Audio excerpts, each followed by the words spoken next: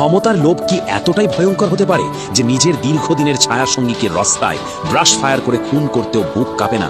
পশ্চিমবঙ্গের মুখ্যমন্ত্রীর গদিতে বসার এক সপ্তাহ পেরোতে না পেরোতেই এক ভয়ঙ্কর খুনের মামলার জালে পুরোপুরি ফেসে গেলেন শুভেন্দু অধিকারী। হ্যাঁ, ঠিকই শুনেছেন, যে মানুষটি ছিলেন তার ছায়া সঙ্গী, তার সমস্ত গোপন হাড়ির খবর জানা বিশ্বস্ত পিএস চন্দ্রনাথ রথ, তাকে কি এক সুপরিকল্পিত মাস্টার প্ল্যানে চিরতরে সরিয়ে দেওয়া হলো?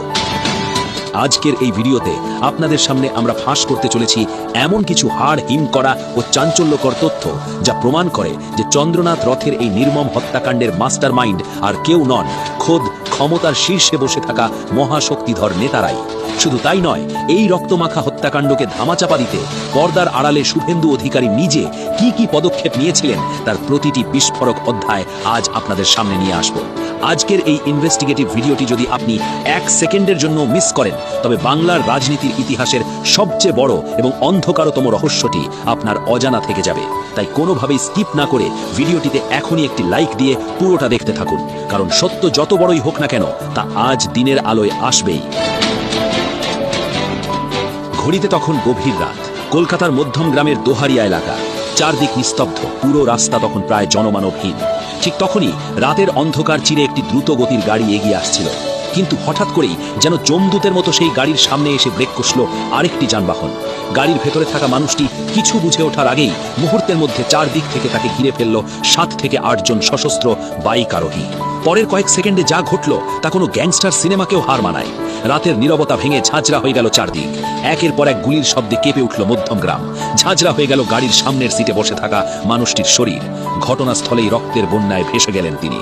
এই নৃশংস হত্যাকাণ্ডের শিকার হওয়া ব্যক্তিটি কোনো সাধারণ মানুষ ছিলেন না, তিনি ছিলেন পশ্চিমবঙ্গের হবু মুখ্যমন্ত্রী শুভেন্দু অধিকারীর অত্যন্ত ঘনিষ্ঠ, সবচেয়ে বিশ্বস্ত এবং অত্যন্ত প্রভাবশালী পিএস চন্দ্রনাথ রথ। এই খবরটি মুহূর্তের মধ্যে দাবানলের মতো ছড়িয়ে পড়ে গোটা রাজ্যে।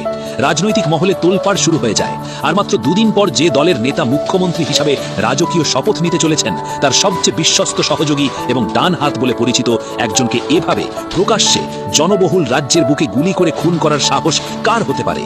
এই একটি প্রশ্নই কাঁপিয়ে দেয় পুরো রাজ্যকে। এই হাই প্রোফাইল খুনের রহস্যের জট খুলতে কাল বিলম্ব না করে মাঠে নামে রাজ্য পুলিশের বিভিন্ন তদন্তকারী দল এবং সিআইডি। তারা এতটাই দক্ষতার সাথে কাজ করছিল যে মাত্র 4 দিনের মাথায় তারা পৌঁছে গিয়েছিল এক ভয়ঙ্কর সত্যের একেবারে কাছাকাছি। কিন্তু ঠিক তখনই ঘটল এক অকল্পনীয়, অবিশ্বাস্য মোড়। কোনো পূর্ব ঘোষণা নেই, কোনো স্পষ্ট কারণ নেই। হঠাৎ করেই এই বহুল আলোচিত মামলার তদন্তভার রাজ্য পুলিশের হাত থেকে কেড়ে নিয়ে তুলে দেওয়া হলো সিবিআই এর হাতে। আর এখান থেকেই ঘনীভূত হতে শুরু করে এক বিরাট রহস্যের মেঘ। তবে কি খুনের নেপথ্যে লুকিয়েছিল এমন কোনো মহাপ্রভাবশালী মহারথীর নাম, যাকে আড়াল করতেই তড়িঘড়ি করে তদন্ত সরিয়ে নেওয়া হলো? খুনিদের সঙ্গে শাসক দলের সম্ভাব্য যোগসূত্র এবং শুভেন্দু অধিকারীর অতীতের কিছু রহস্য ঘেরা ঘটনার সূত্র যদি আপনি একসঙ্গে মেলাবেন, তবে যে ছবিটা সামনে আসবে তা যে কোনো রাজনৈতিক থ্রিলারকেও হার মানাবে। আসুন একটু খতিয়ে দেখা যাক রাজ্য পুলিশের হাতে কি কি তথ্য এসেছিল। তদন্তের শুরুতেই একের পর এক বিস্ফোরক তথ্য সামনে আসতে থাকে। ফার্স্ট ট্যাগের ভুয়ো অ্যাকাউন্ট, মোবাইল লোকেশন ট্র্যাকিং এবং অত্যাধুনিক ডিজিটাল সূত্র ধরে তদন্তকারীরা বিহার এবং উত্তরপ্রদেশ থেকে গ্রেফতার করে 3 জন কুখ্যাত এবং পেশাদার শার্প শুটারকে। তাদের নাম ময়ঙ্ক মিশ্রা, ভিকি মৌর্য এবং রাজ সিং। এই পেশাদার খুনিদের জেরা করতেই পুলিশের সামনে আসে এক শিউরে ওঠার মতো তথ্য। চন্দ্রনাথ রথকে দুনিয়া থেকে সরিয়ে দেওয়ার জন্য সুপারি দেওয়া হয়েছিল প্রায় 1.5 কোটি টাকা। আর বিহারের জেলে বসে এই খুনের পুরো কন্ট্রাক্ট বা ডিলটি নিয়েছিল কুখ্যাত মাফিয়া ডন শেরু সিং। এখানেই আসল টুইস্ট। উত্তরপ্রদেশ আর বিহারের ভাড়েটে খুনিদের সঙ্গে কলকাতার চন্দ্রনাথ রথের কি শত্রুতা থাকতে পারে? তারা কেন খোদ কলকাতার বুকে এসে শুভেন্দু অধিকারীর ঘনিষ্ঠ পিএসকে টার্গেট করবে? তদন্ত যত এগোতে থাকে, রাজনৈতিক যোগসূত্রের কালো হাত ততই স্পষ্ট হতে থাকে। গ্রেফতার হওয়া খুনি রাজ সিং এর একটি চাঞ্চল্যকর ভিডিও সোশ্যাল মিডিয়ায় ভাইরাল হয়ে যায়, যেখানে তাকে উত্তরপ্রদেশের নির্বাচনে প্রকাশ্যে বিজেপির প্রার্থী হয়ে জান প্রাণ দিয়ে প্রচার করতে দেখা যায়। শুধু তাই নয়, বিজেপির একাধিক হেভিওয়েট নেতামন্ত্রীদের সঙ্গে তার ঘনিষ্ঠ যোগাযোগের অকাট্য প্রমাণও পুলিশের হাতে পৌঁছে যায়। যখনই এই রাজনৈতিক যোগসূত্রের সুতো ধরে টান পড়তে শুরু করলো, ঠিক তখনই মামলার দায়িত্ব রাতারাতি সিবিআইকে দিয়ে দেওয়া হলো। এবার একটু ভাবুন, মুখ্যমন্ত্রী পদের দাবিদার হওয়ার পর শুভেন্দু অধিকারী নিজে ক্যামেরার সামনে বুক ফুলিয়ে বলেছিলেন, রাজ্য পুলিশের ওপর আমার পূর্ণ আস্থা আছে। তাহলে মাত্র 4 দিনের মধ্যেই সেই পূর্ণ আস্থা কর্পূরের মতো উধাও হয়ে গেল কেন? পুলিশ যখন খুনিদের ধরে ফেললো, গাড়ির ট্রেল বের করে ফেললো, এমনকি মাস্টার মাইন্ডের রাজনৈতিক যোগসূত্র খুঁজে বের করে আনলো, ঠিক তখনই কেন সিবিআইকে ডেকে আনা হলো? ক্রাইম রিপোর্টার এবং প্রবীণ রাজনৈতিক বিশ্লেষকদের মতে এই ধরনের মামলায় সিবিআই এর এন্ট্রি মানেই হলো তদন্তের এপিটাফ বা মৃত্যু ঘণ্টা বেজে যাওয়া। সারদা কেলেঙ্কারি বলুন কিংবা নারদা মামলা, সবই তো সিবিআই এর ফাইলে বছরের পর বছর ধরে ধুলো খাচ্ছে। আজ পর্যন্ত কোনোটার চূড়ান্ত বিচার হয়নি। রাজ্য পুলিশ তদন্ত করলে মিডিয়া অন্তত রোজ নতুন নতুন আপডেট পায়, কিন্তু সিবিআই তদন্ত মানেই হলো সমস্ত তথ্যের ওপর চিরকালের জন্য ব্ল্যাক আউট। অনেকে তো স্পষ্টই বলছেন রাজ্য পুলিশ হয়তো এমন কোনো রাঘব বোয়ালের নাম জেনে ফেলেছিল যা প্রকাশ পেলে খোদ মুখ্যমন্ত্রীর গদিটাই উল্টে যেত। আর সেই পরম সত্য যাতে কোনোদিন দিনের আলো দেখতে না পায়, সেই দীর্ঘসূত্রিতার জালে মামলাটিকে আটকে রাখতেই সিবিআই নামক হাতিয়ারটিকে ব্যবহার করা হয়েছে। শুভেন্দু অধিকারীর অতীত ইতিহাস, ছায়া সঙ্গী নিখোঁজের খেলা। কিন্তু সাধারণ দর্শকরা ভাবছেন চন্দ্রনাথ রথের মৃত্যুই কি প্রথম? অপরাধ বিজ্ঞানীরা এবং রাজনৈতিক বিশ্লেষকরা যখন শুভেন্দু অধিকারীর ফাইলগুলো ঘাঁটছেন, তখন বেরিয়ে আসছে এক ভয়ঙ্কর, রক্তমাখা এবং লোমহর্ষক ইতিহাস। চন্দ্রনাথ রথ কিন্তু প্রথম নন। এর আগেও শুভেন্দুর সাথে যুক্ত থাকা অন্তত ৩ জন অত্যন্ত ঘনিষ্ঠ ব্যক্তির চরম রহস্যজনক এবং অস্বাভাবিক মৃত্যু হয়েছে। একটু পেছনের দিকে তাকানো যাক। ২০১৩ সালের ৪ অগস্ট আচমকাই খুন হন শুভেন্দু অধিকারীর তখনকার অত্যন্ত ঘনিষ্ঠ সহকারী প্রদীপ ছাড়। সেই খুনের সময় নানা প্রশ্ন উঠেছিল, কিন্তু আজও তার আসল সত্য আড়ালেই রয়ে গেছে।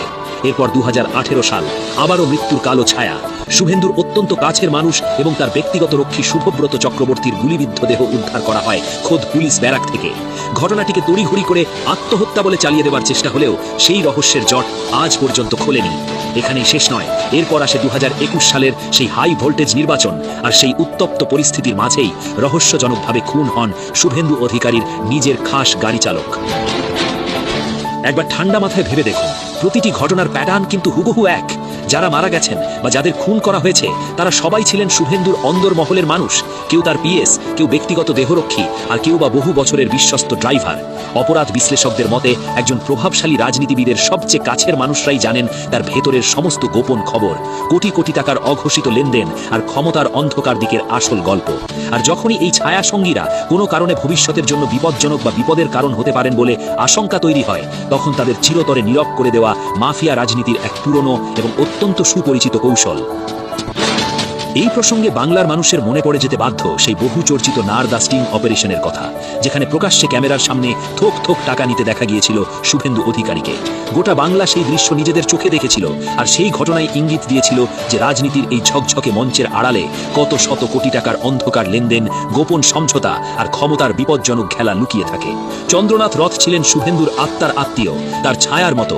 তিনি জানতেন শুভেন্দুর প্রতিদিনের রুটিন, জানতেন কোন মাফিয়া বা কোন বড় শিল্পপতির সাথে কোথায় শুভেন্দুর গোপন বৈঠক হচ্ছে। তিনি জানতেন ১.৫ কোটি বা ১০০ কোটি টাকার হিসাবগুলো ঠিক কোথায় লুকিয়ে রাখা হয়েছে। শুভেন্দু যখন মুখ্যমন্ত্রীর শপথে বসতে যাচ্ছেন, চন্দ্রনাথ হয়তো তখন এমন কিছু গোপন সত্যের পাহাড় হয়ে দাঁড়িয়েছিলেন যা শুভেন্দুর জন্য চরম অস্বস্তিকর কিংবা মারাত্মক বিপদের কারণ হতে পারত। আপনারাই ভাবুন তো, রাজ্যে বিজেপি ক্ষমতায় এসেছে, শুভেন্দু অধিকারী মুখ্যমন্ত্রী হতে যাচ্ছেন। এই চরম ক্ষমতাশালী সময়ে বাংলার বুকে এমন কোন মাফিয়া ডন বা ক্রিমিনালের জন্ম হয়েছে যে ওপর মহলের মদত ছাড়া খোদ হবু মুখ্যমন্ত্রীর পিএসকে এভাবে বুক ফুলিয়ে খুন করে চলে যাবে? এটা কোনোভাবেই সম্ভব নয়। এই খুনের পেছনে নিশ্চিতভাবেই এমন কারো হাত রয়েছে যিনি একাধারে রাজ্য পুলিশ, প্রশাসন এবং মাফিয়া জগৎ সবকিছুকে এক বুড়ো আঙুলে নিয়ন্ত্রণ করার ক্ষমতা রাখেন। ১.৫ কোটি টাকার ডিল, উত্তরপ্রদেশের কুখ্যাত শার্প শুটার, বিজেপির স্পষ্ট যোগসূত্র এবং পরিশেষে তড়িঘড়ি করে সিবিআই এর এন্ট্রি, সবকিছু মিলিয়ে চন্দ্রনাথ রথের এই খুন কোনো সাধারণ অপরাধ নয়। এটি ক্ষমতার অলিন্দে চলা এক নোংরা, নৃশংস এবং রক্তপিপাসু রাজনীতির চূড়ান্ত ব্লুপ্রিন্ট। রাজ্য পুলিশ হয়তো সেই আসল বড় মাথার নামটা জেনে ফেলেছিল, যিনি শেরু সিংকে ওই ১.৫ কোটি টাকার সুপারিটা দিয়েছিলেন। আর সেই নামটা যাতে কোনোদিন পাবলিক ডোমেনে এসে শুভেন্দুর ইমেজ ধ্বংস না করে দেয়, সেই কারণেই আজ তদন্তের ফাইল সিবিআই এর ঠান্ডা ঘরে চিরকালের জন্য বন্দী করা হলো।